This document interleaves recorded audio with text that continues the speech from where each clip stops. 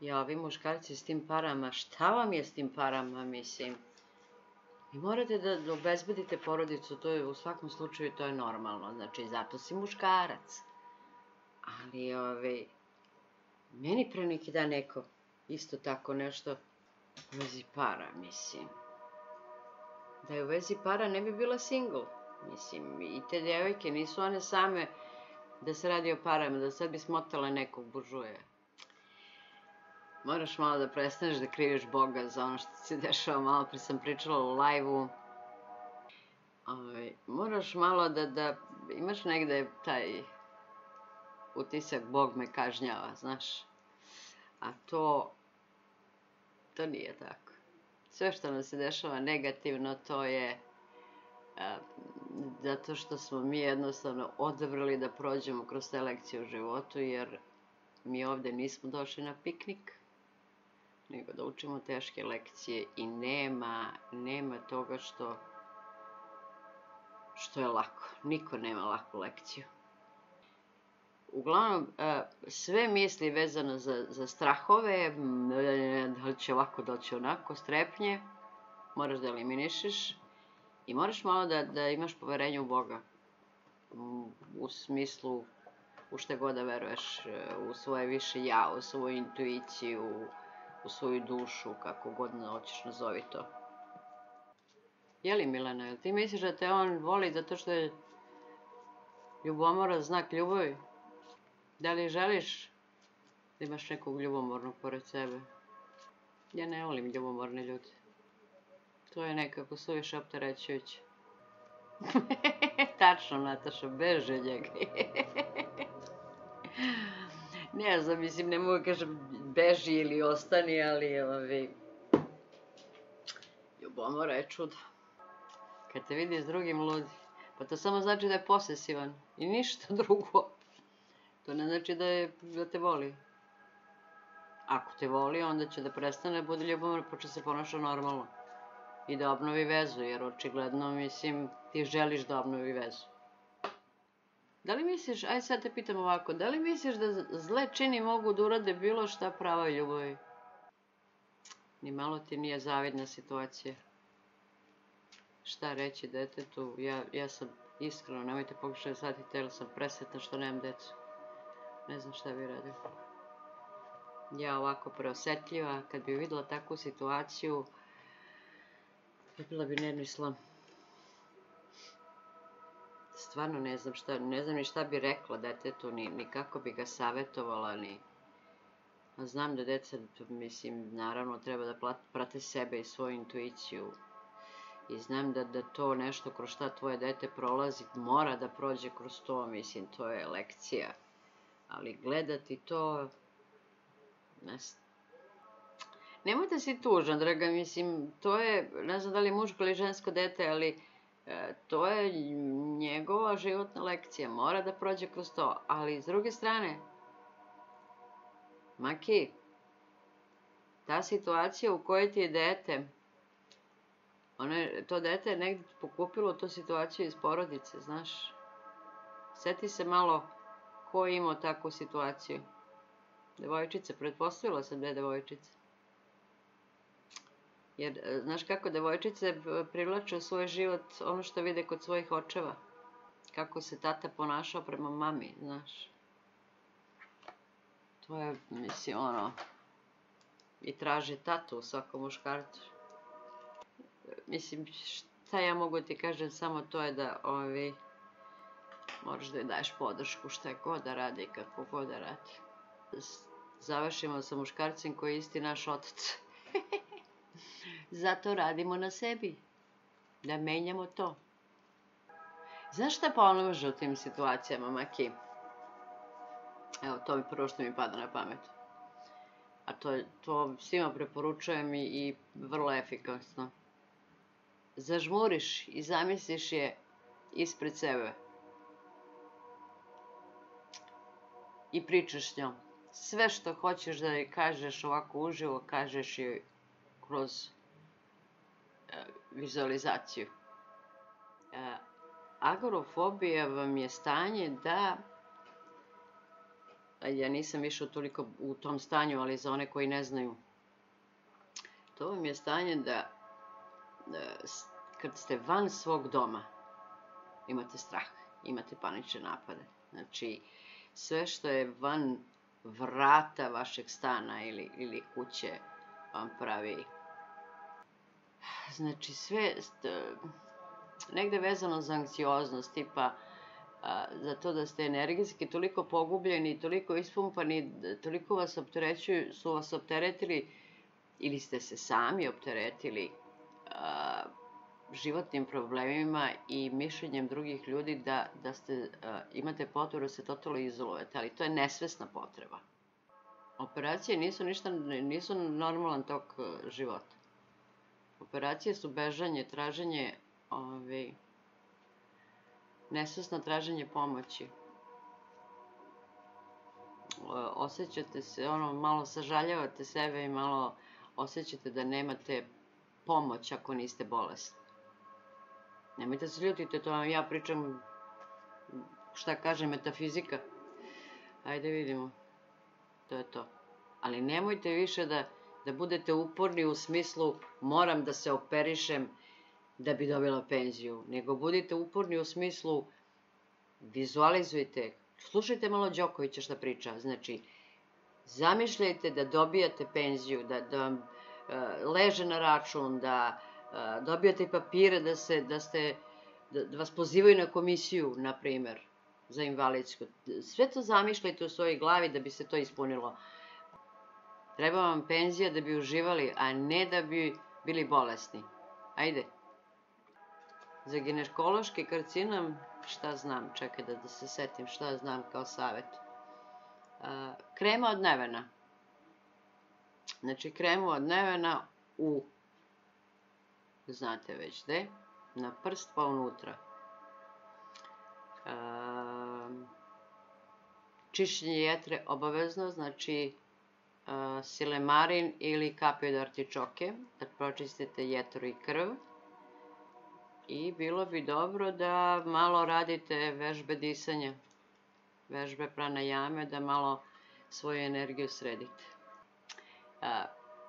Karcinom genitalija, to vam u metafizici znači da negde imate sputanu kreativnost, da vi želite da budete kreativni u bilo kom pogledu, mislim, ako ništa drugo u kuvanju, ali negde sebe sputavate u tome. Možda želite da slikate pa sputavate sebe tipa ja ne umem da slikam.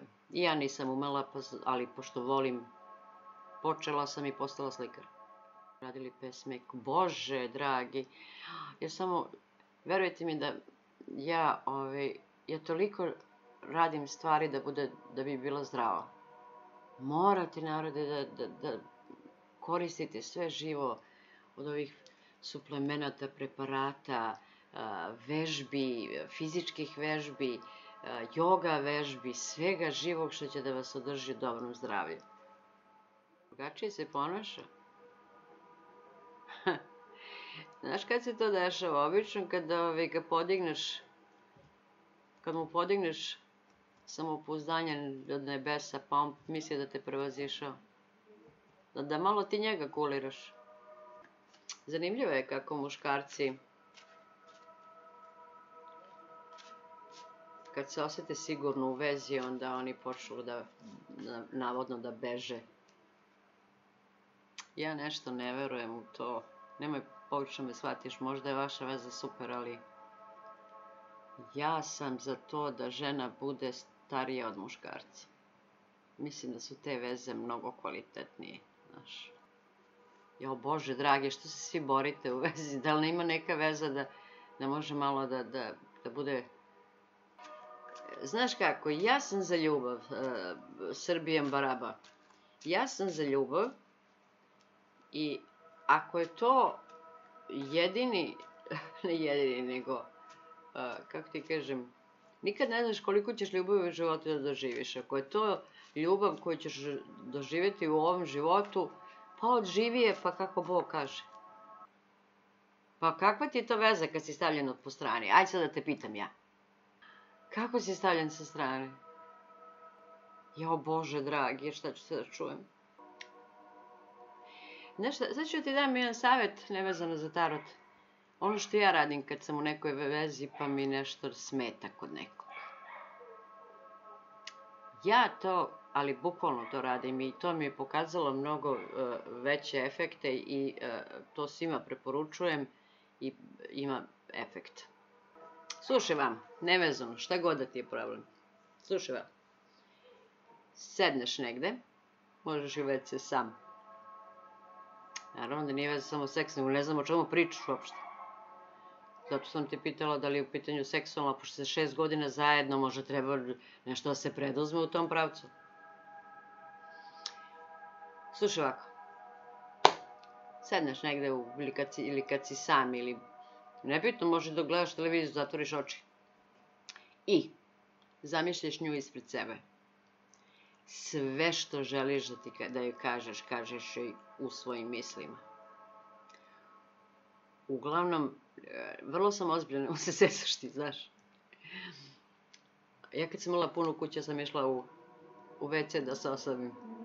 Da meditiram. Sorry, ne meditiram, da ne trebala sam vežbe disanja, pa sam radila u WC-u. Znači, zamisliš je ispred sebe u svojim mislima i sve što ti se ne sviđa, kažeš je u mislima. Znači, mnogo je veći efekat ako nekome nešto kažeš u svojim mislima nego ako kažeš direktno. Jer kad kažeš direktno, onda je to borba ega i onda ispadne svađa bez veze raspravka i na kraju ne dođete ni do kakvog rezultata.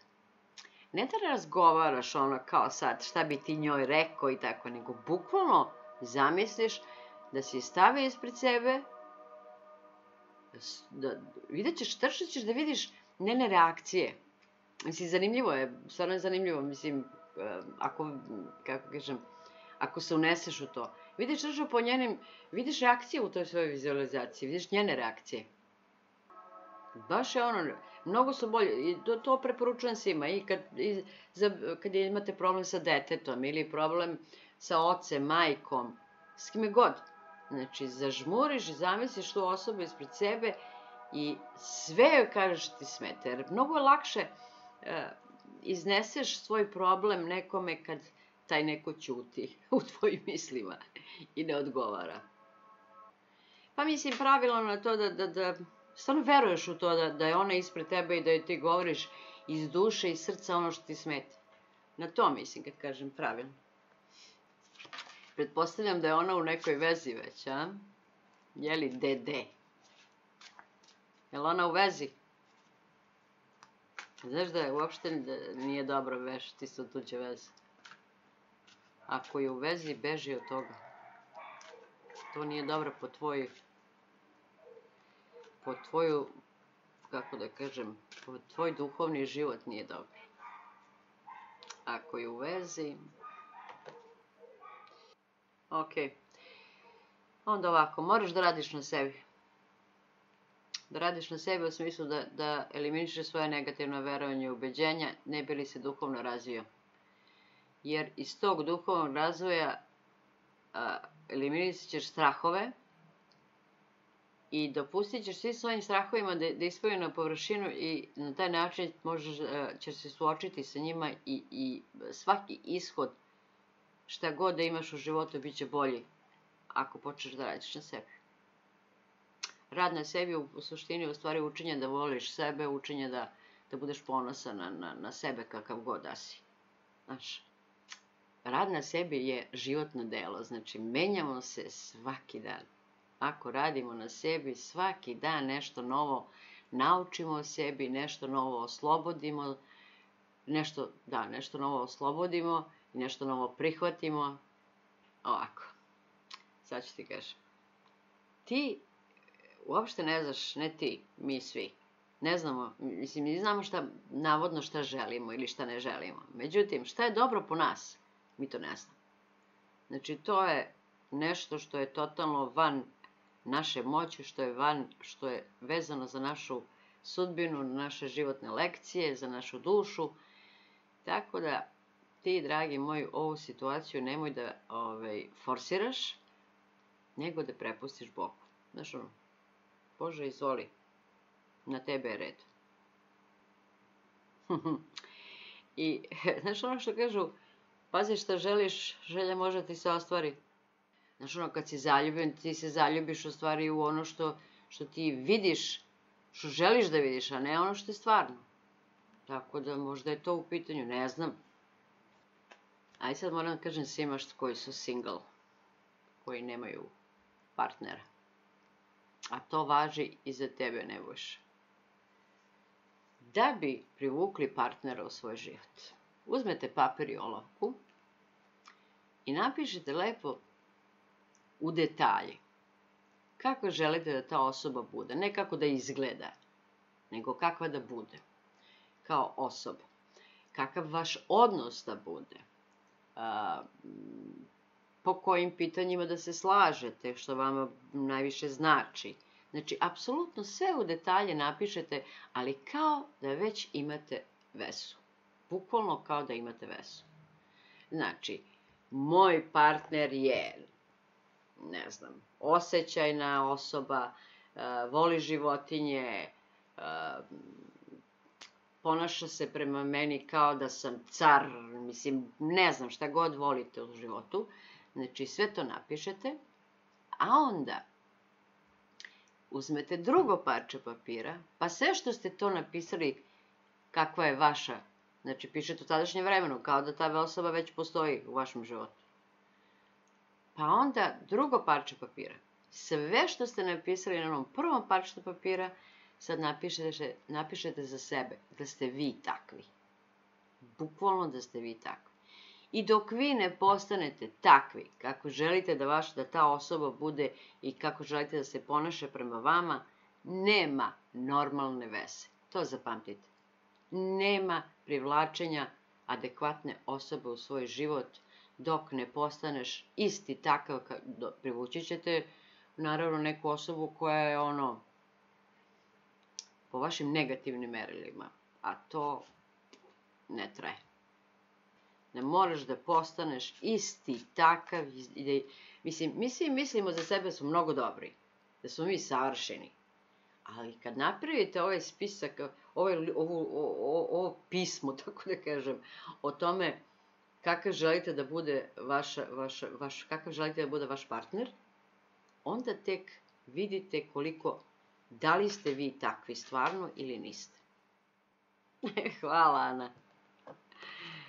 Ja toliko imam taj neki osjećaj empatije prema ljudima, da ja udavi ljude sa savetima, udavi.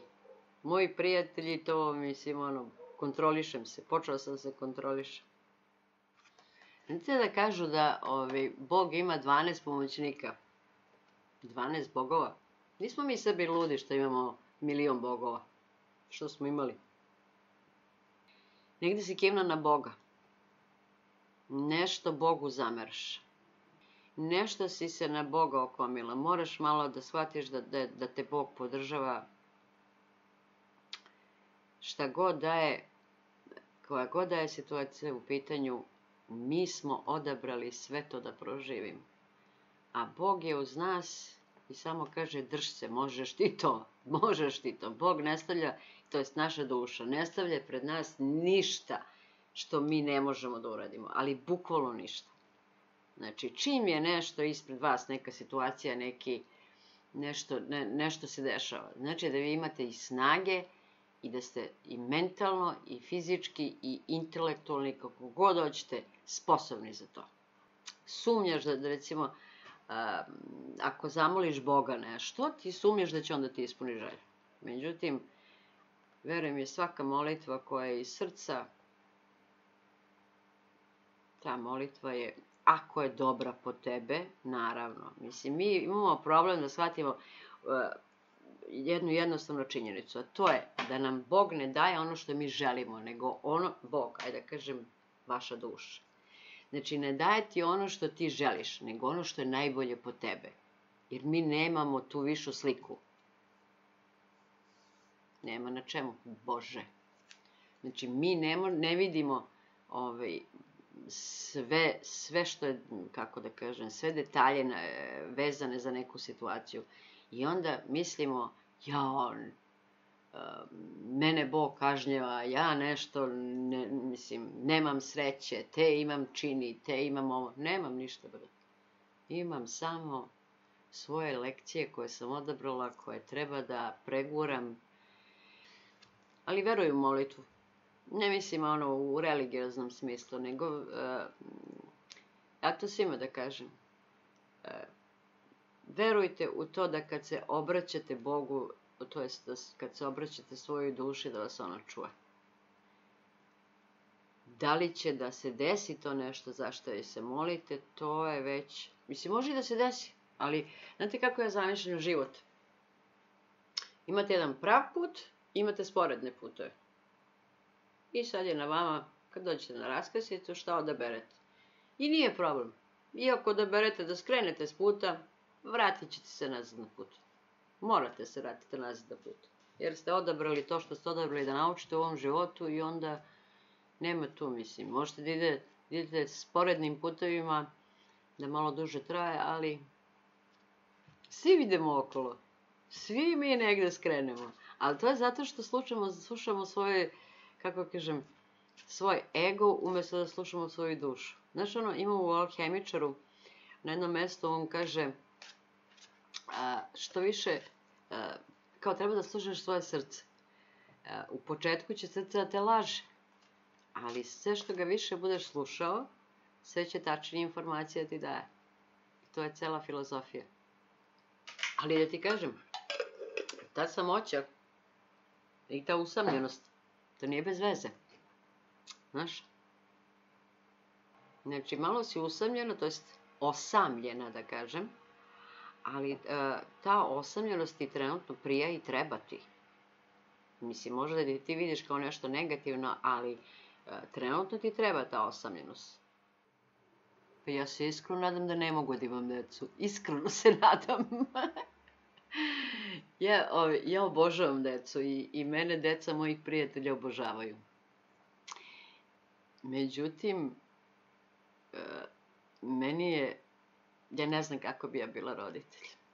Ja sam previše osetljiva i gledajući moje prijatelje kakve muke imaju sa decom i kako, ne sa lošom decom, imaju dobru decu, stvarno dobru decu, ali ta deca imaju svoje životne lekcije kroz koje moraju da prođu.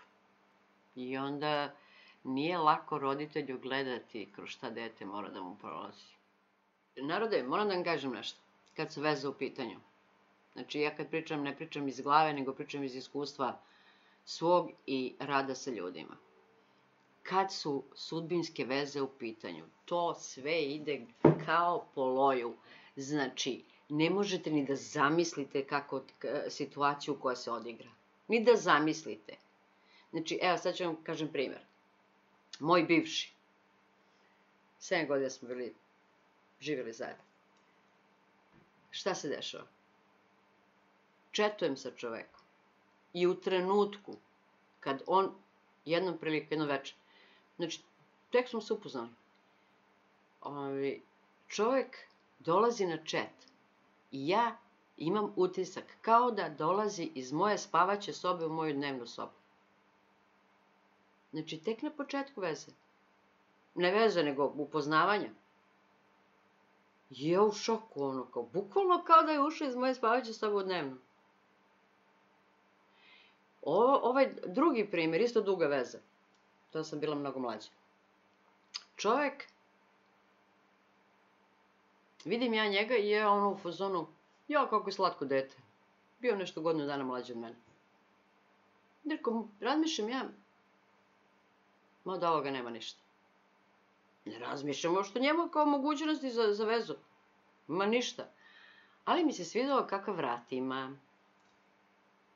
Kaže meni klinac, misli godinu dana mlađe. Kaže meni, aj čujemo se preko petka. Ko je petko? Nemam pojma ko je petko. Ispostavi se da imamo zajedničkog druga, za koga ja nisam i znala da imamo. Tako da sve što se veza tiče, kad su sudbinske veze u pitanju, to ide kao po loju, to nema nikakve borbe, nikakvog truda. Mislim, bar je moje iskustvo tako. I takve veze su najbolje. I ona polako. Misliš da se srodna duša sreće svaki dan? Probaj malo da se zaljubiš u sebe. Pa možda se neko i zaljubi u tebe. Pa znaš šta, što se tiče toga da li su mene smarali, mene mama smarala tipa što se ne udajem u jednom periodu, a onda sam ja pukla pa sam joj rekla, izvini, ne može tebe da boli više nego mene to što sam ja sama. Tako da ne može niko da me smara. Naravno, ja sam toliko radila na sebi da vi ne možete da zamislite, i dalje radim na sebi 300 na sat. Znači, trenutno imam, mislim, svaki učitelj ima učitelja. Ja trenutno imam novog učitelja, nekog Indijca koga obožavam. I radi vežbe svaki dan. Lepo je imati seks, to je super stvar. Ali šta posle toga?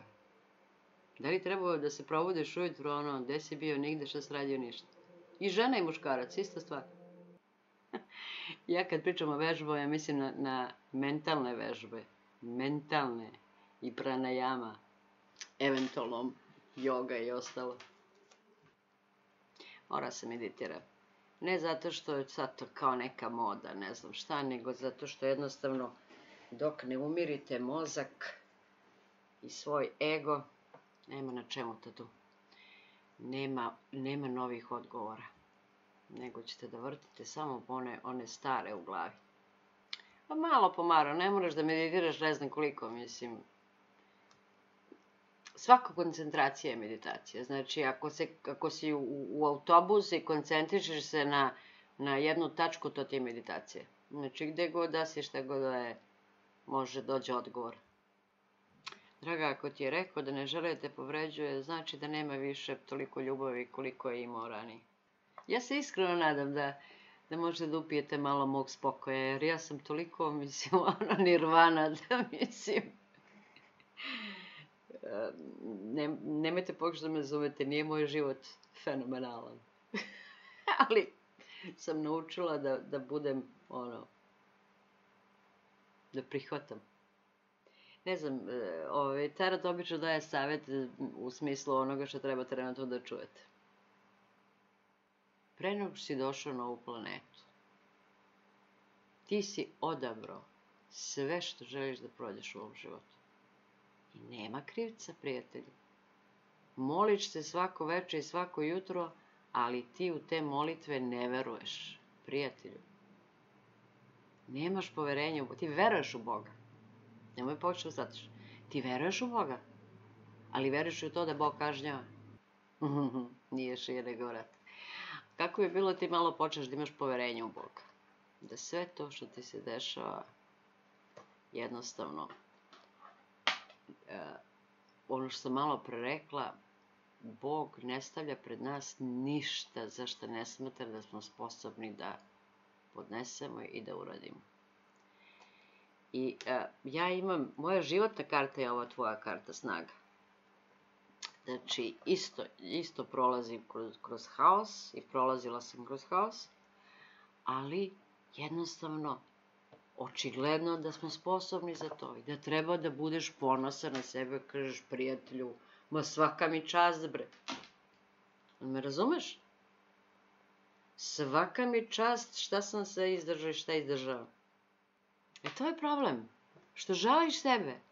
Kako bre žaljenje, kakvi bakrači? Sažaljenje. Moraš budeš ponosan na sebe, bre. I kao ne umem. Znaš ti kako kaže moja bivša učiteljica Louise L. Hay?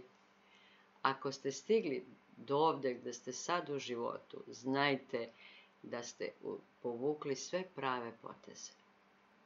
The John, ajde malo da se ti, dragi moj, opustiš i da shvatiš da si ti sposoban.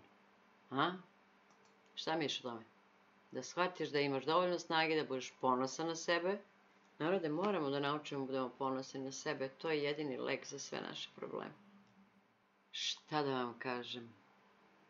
Za te razvode ne bila vam u koši.